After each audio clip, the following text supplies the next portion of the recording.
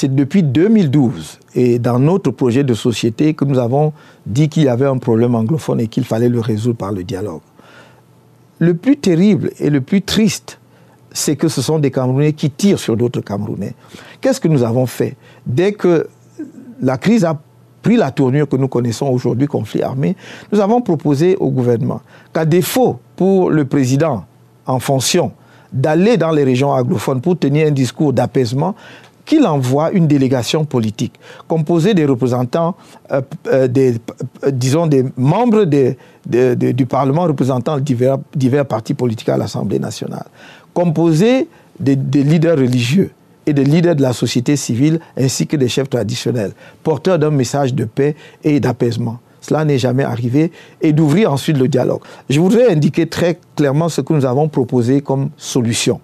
C'est une approche en 4 points. Le premier point, c'est de remettre en liberté, de libérer tous les prisonniers politiques anglophones arrêtés dans le cadre de cette crise, sans tenir compte des actes posés par les uns et les autres. Et je dis y compris M. Ayoub Tabé Sissikou et ses camarades qui ont été condamnés récemment à la peine à vie, à l'emprisonnement à vie et qui sont détenus à la prison principale de Yaoundé. Il faut les libérer pour leur donner la possibilité d'abord de respirer, d'aller voir ce qui reste de leur famille dans les zones en question, mais surtout de se concerter entre eux pour arrêter leur position et désigner leurs représentants à ce dialogue. Ce sont eux les leaders, justement, de la communauté anglophone, dans lesquels la plupart des personnes se reconnaissent.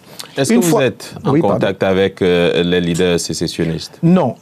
Évidemment, j'ai rencontré M. Ayoub Tabé Sissikou lorsque j'étais en prison, puisqu'on était dans la même prison. Donc, on ne pouvait pas ne pas se rencontrer, c'est la moindre des choses. Donc, la deuxième étape, c'est de négocier, que les forces de défense camerounaises négocient un cessez-le-feu avec les groupes armés anglophones. Non pas pour que les militaires, les forces de défense camerounaises déposent leurs armes, mais pour créer les conditions de sécurité pour que les groupes armés déposent les leurs, sans courir le risque que l'on tire sur eux. C'est pour cela que nous avons dit cela doit s'accompagner du retrait des forces armées, ce qu'on appelle les forces de 3e catégorie de la zone, pour que le maintien de l'ordre soit assuré par la police et la gendarmerie.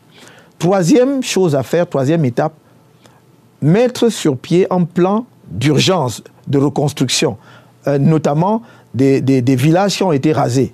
Parce que vous ne pouvez pas demander aux populations de rentrer chez elles, aux populations déplacées dans les zones francophones de rentrer chez elles, alors que ces populations n'ont plus de chez elles.